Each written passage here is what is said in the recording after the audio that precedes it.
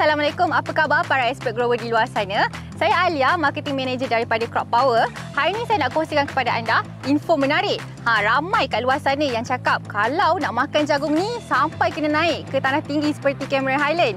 Tapi hari ini kita nak bagi tahu anda tak perlu lagi sampai ke tanah tinggi. Dekat bawah je anda dah boleh tanam jagung mutiara jenis tropika iaitu SCB 1318 Rainbow Delight daripada Crop Power. Mungkin ramai yang tertanya-tanya kenapa jagung mutiara ni selalu sinonimnya dengan Highland. Okey, hari ni saya nak bagi tahu anda. Pada asalnya sebenarnya jagung mutiara ni dia ada temperate gene. Okey, kalau kita tengok dekat sini, istimewanya dia adalah kerana ada dua color sebenarnya, jagung warna kuning dan juga jagung warna putih. Dan pada asalnya memang dia perlukan suhu yang lebih rendah untuk ditanam, tapi dengan variety terbaru daripada Crop Power ni, anda boleh tanam di tanah rendah. Okey, kita panggil sebagai tropika kerana dia boleh tahan suhu rendah dan juga hujan pun tak ada masalah. Okey, ini adalah salah satu breeding program daripada Crop Power yang kita bawakan kepada penanam-penanam jagung manis di luar sana.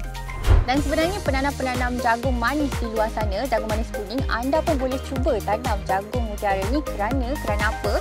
Sebab daripada segi harvesting rate dia sama saja macam jagung manis biasa iaitu 68 hingga 70 hari. Sangat cepat, sangat mudah. Dari segi pembajaan pun sama je tuan-tuan dan puan-puan. Jadi anda boleh cuba, okey. Dan juga bila anda tanam jagung mutiara ni, sebenarnya ia merupakan salah satu segmen jagung premium kalau anda jual di pasar burung ataupun di supermarket ataupun pada end consumer, anda akan mendapat harga yang lebih baik. Seperti anda boleh lihat di belakang saya ni adalah salah satu kebun jagung mutiara yang telah pun hasil dia dituai, konsisten grower ni dia tanam dan turut berpuas hati juga. Dan di tangan saya ni adalah salah satu, okey, yang ni kita boleh lihat. Okey, cantiknya jagung mutiara ni adalah kerana rasionya pun sangat seimbang, 60 to 40% ratio. Okey, dan apa lagi kelebihan jagung mutiara ni adalah kerana dia sangat manis.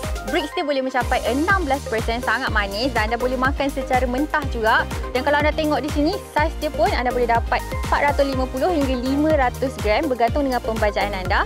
Dan seperti yang saya cakap tadi, jagung mutiara ni sangat famous kerana eating kualitinya. Sangat sedap. Anda boleh rasa hari ni saya pun nak cuba jagung ni secara mentah. Jom kita cuba.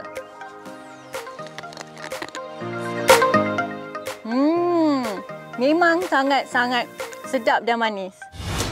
Baiklah, itulah serba sedikit perkongsian kami tentang potensi penanaman jagung mutiara tropika daripada Crop Power bersama anda semua.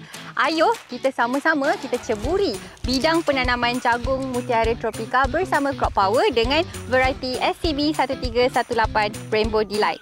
Hari ni saya nak bawa balik yang ni, nak tengok movie sebab terlalu sedap saya nak makan sambil tengok movie.